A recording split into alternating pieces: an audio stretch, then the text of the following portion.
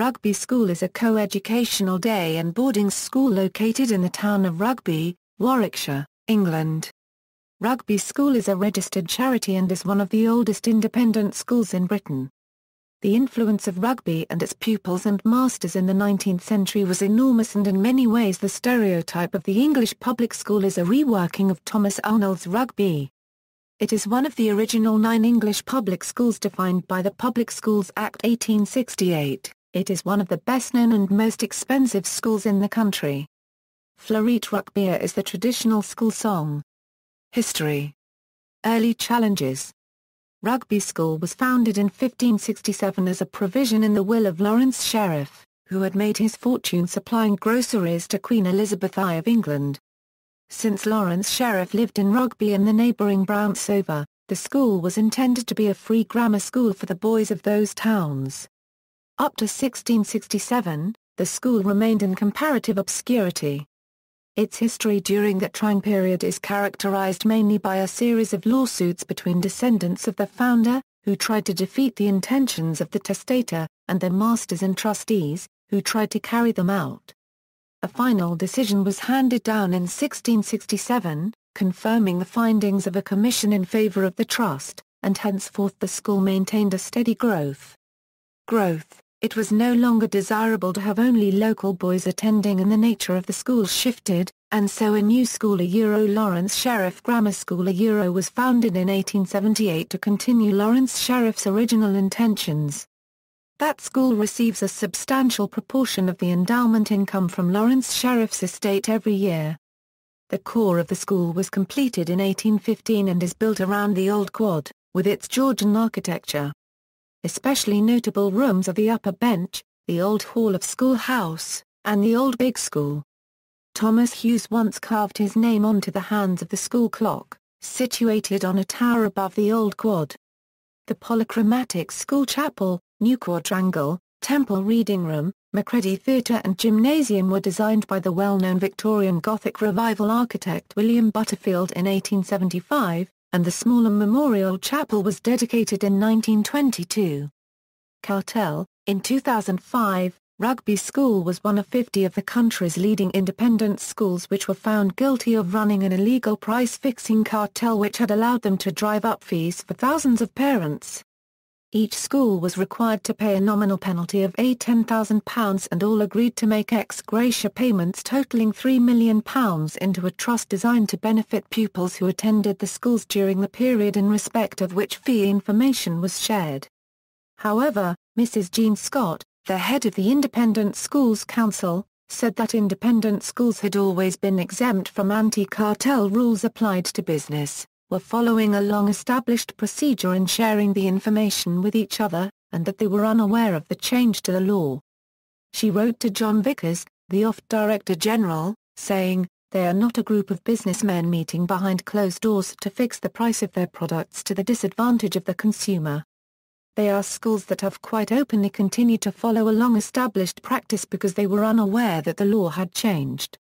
Today, Rugby School continues to offer scholarship places for outstanding students from the local community, who come from state primary schools in the immediate vicinity of Rugby. The school's new Arnold Foundation has been established to enable it to offer similar support to children from outside the Rugby area. Headmasters. Thomas Arnold. Rugby's most famous headmaster was Thomas Arnold, appointed in 1828. He executed many reforms to the school curriculum and administration. Arnold's reputation and the school's reputation was immortalized through Thomas Hughes' book Tom Brown's School Days. David Newsom writes about the new educational methods employed by Arnold in his book, Godliness and Good Learning.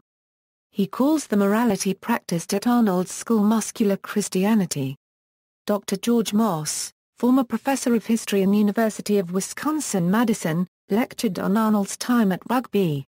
According to Moss, Thomas Arnold created an institution which fused religious and moral principles, gentlemanly conduct, and learning based on self-discipline. These morals were socially enforced through the gospel of work.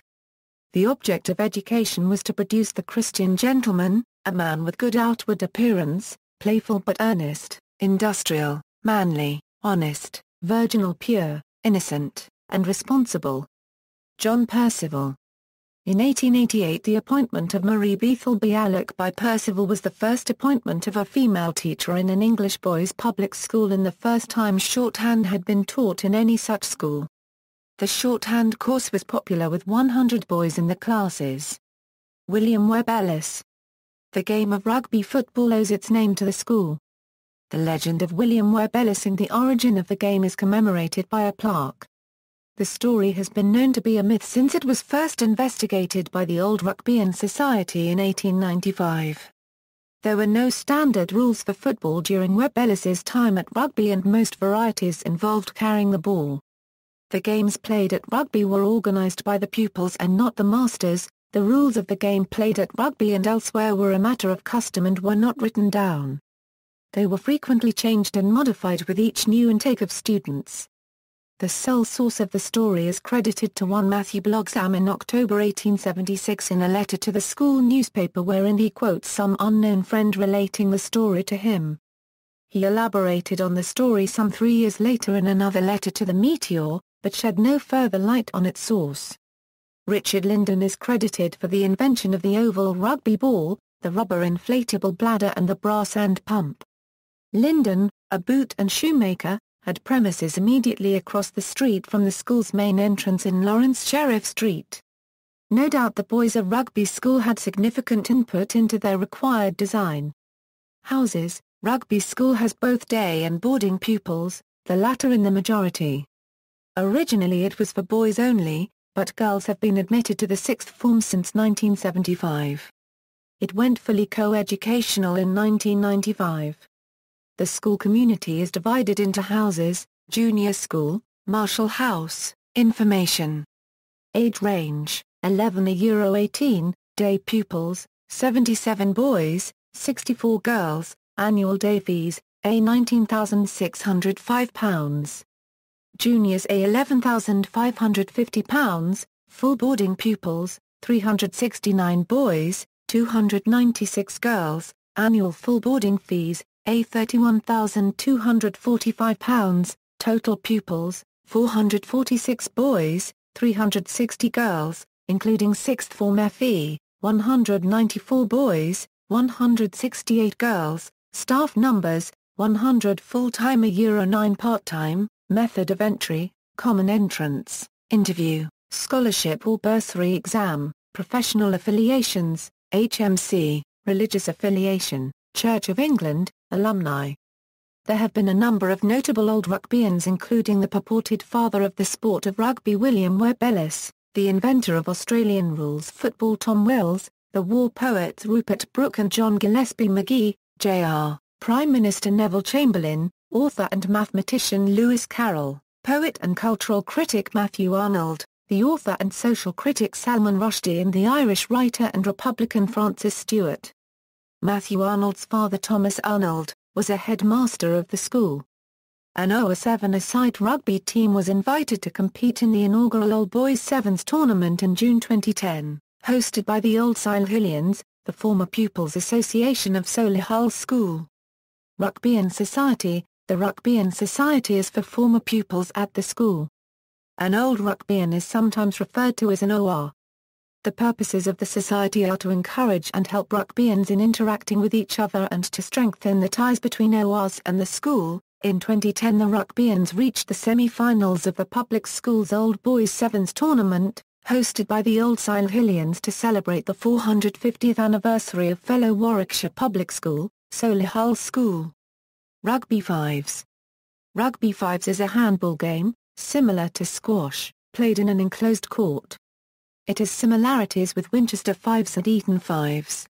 It is most commonly believed to be derived from Wessex Fives, a game played by Thomas Arnold, headmaster of rugby, who had played Wessex Fives when a boy at Lord Weymouth's Grammar, now Warminster School. The open court of Wessex Fives, built in 1787, is still in existence at Warminster School although it has fallen out of regular use.